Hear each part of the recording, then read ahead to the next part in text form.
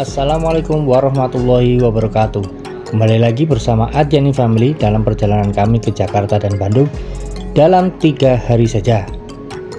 Setelah di part kedua kemarin kami bercerita tentang pengalaman menggunakan transportasi umum di ibu kota seperti Transjakarta dan MRT, serta menikmati gedung-gedung pencakar langit di seputaran Jalan Jenderal Sudirman. Nah, di part ketiga ini kami lanjut untuk bernostalgia dengan sejarah kota Jakarta atau yang dulu dikenal sebagai Batavia di kawasan Kota Tua. Selain itu kami juga menjajal alat transportasi umum model jadul yang mungkin sudah dimodernisasi, serta berkesempatan mengagumi kemegahan venue olahraga berkelas dunia yang ada di ibu kota ini.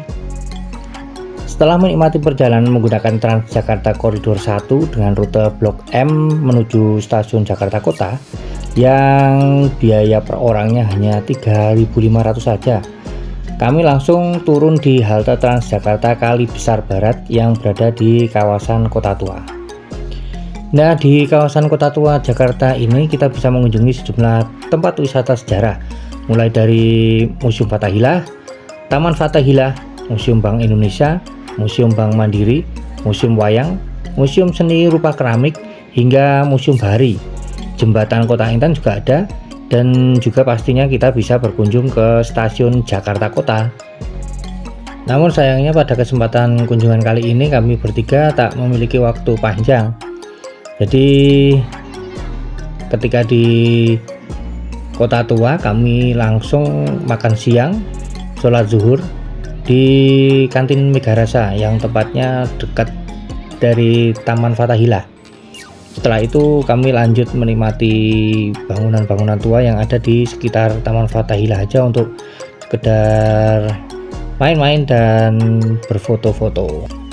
Puas muter-muter dan foto-foto di kawasan Kota Tua, kita lanjutkan perjalanan untuk melihat kemegahan salah satu stadion terbesar di Indonesia, yakni Jakarta International Stadium.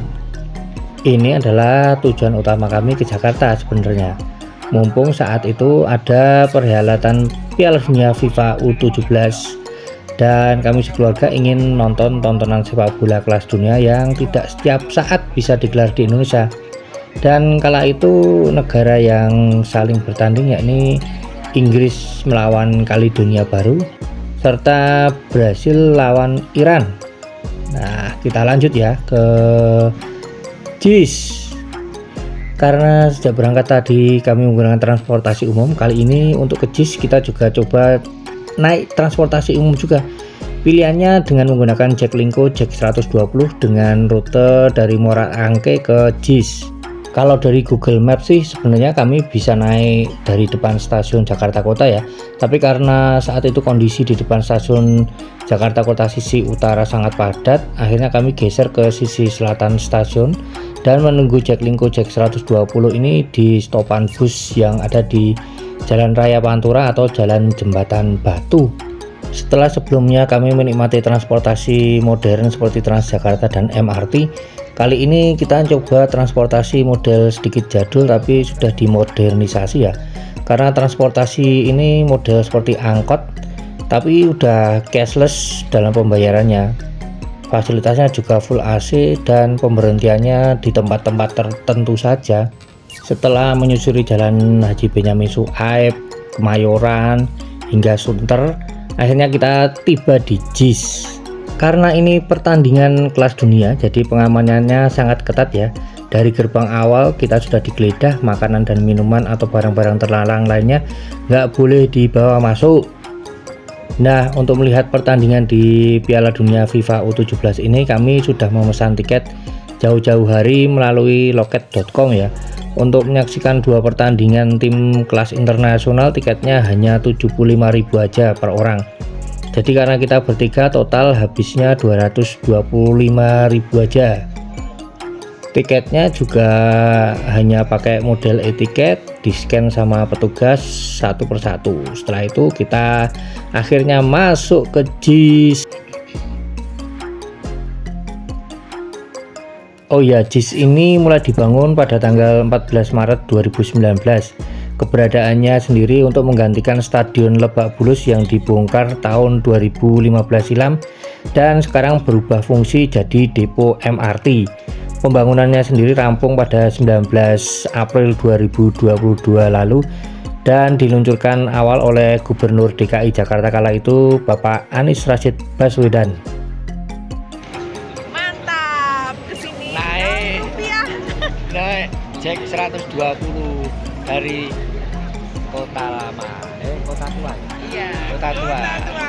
Cheers. Cheese. Setelah rampung, sejumlah fasilitas penunjang lainnya saat ini mulai ditambahkan. Salah satunya adalah konektivitas dengan stasiun KRL JIS yang berada di sebelah utara stadion. Saat ini stasiunnya tengah dibangun sih, dan dilengkapi JPO yang nantinya menghubungkan langsung dari stasiun ke JIS ini sendiri. Nah, kita langsung masuk ke stadionnya ya untuk nonton pertandingan sepak bolanya. Kita sendiri dapat tempat duduk di posisi pintu gerbang nomor 112 dengan nomor kursi 205, 206, 207.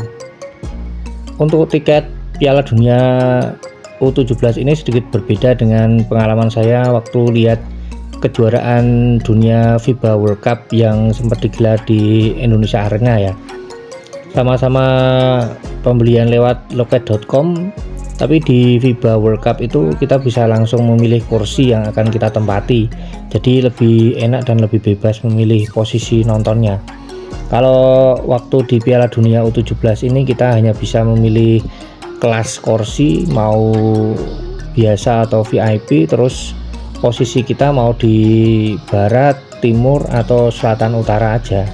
Kalau untuk memilih nomor kursi kita tidak diberikan pilihan waktu pembelian, dan kepastian nomor kursi yang akan kita tempati saja baru bisa muncul seminggu sebelum pertandingannya. Jadi saat kita beli tiketnya nggak tahu apakah kita akan duduk di mana, nomor berapa, nantinya bersebelahan dengan keluarga atau dipisah.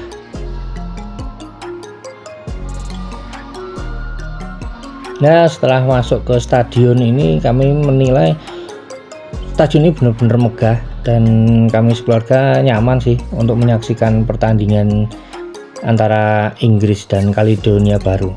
Kursi di stadion ini udah jelas single seat ya, dan modelnya udah lipat, jadi mantep banget deh.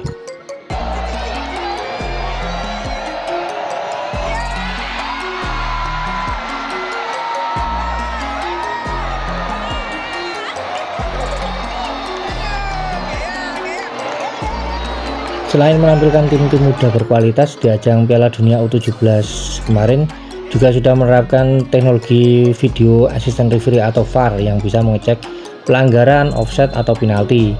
Nah, untuk pertandingan pertama antara Inggris melawan Kaledonia Baru dimenangkan Inggris dengan skor 10-0.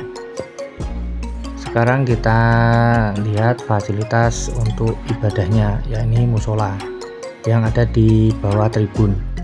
Ini ada fasilitas untuk wudhunya pria dan wanita. Ini tempat wudhunya. Sayangnya kondisi lantai di bawahnya agak kotor ya, kurang ideal jadinya. Untuk ruang sholatnya sendiri sangat terbatas ya. Waktu saya sholat asar sih posisinya masih nyaman-nyaman aja, tapi waktu untuk sholat maghrib, karena hampir semua pada sholat maghrib posisinya jadi pengap dan panas. Sekarang kita lanjut untuk melihat fasilitas toiletnya. Ini wastafelnya cukup banyak dan airnya lancar sih, nggak ada masalah.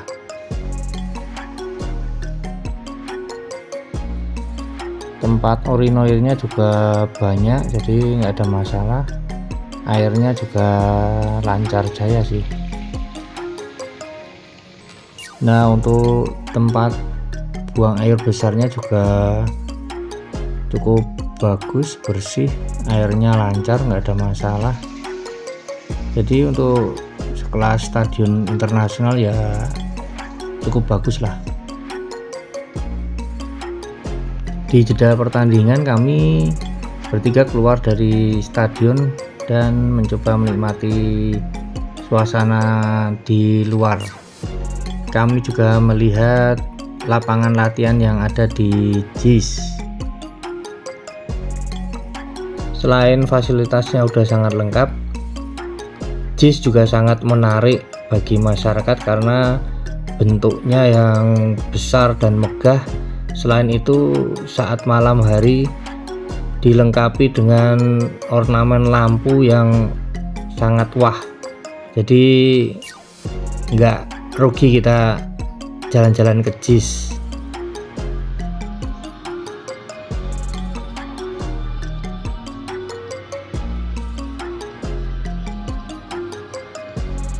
Untuk pertandingan kedua itu mempertemukan Brasil melawan Iran. Nah, sebelum pertandingan dimulai, jadi ada hiburan permainan cahaya dari lampu-lampu yang ada di stadion ini. Jadi indah banget lah malam itu.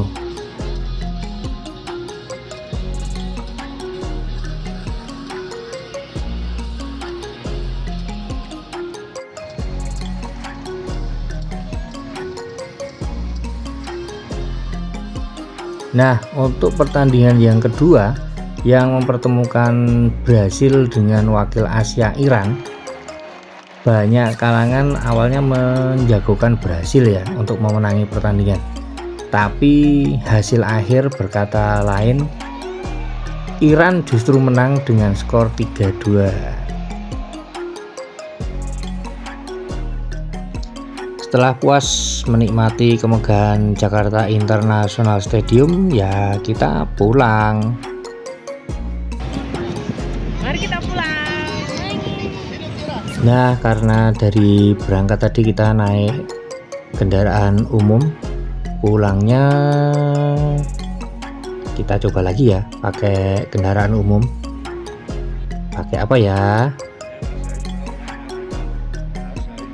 Ya, pulangnya kita naik Transjakarta lagi. Kali ini kita pakai Transjakarta Koridor 14 dengan rute JIS Pasar Senen. Sebenarnya sih panitia Piala Dunia U17 ini juga menyediakan transportasi gratis ya buat penonton Piala Dunia, tapi turunnya di JI Expo Kemayoran. Jadi malah jauh kalau mau ke Senen. Ya, akhirnya kita pilih naik koridor 14 ini sampai Senen, cukup dengan 3.500 lagi.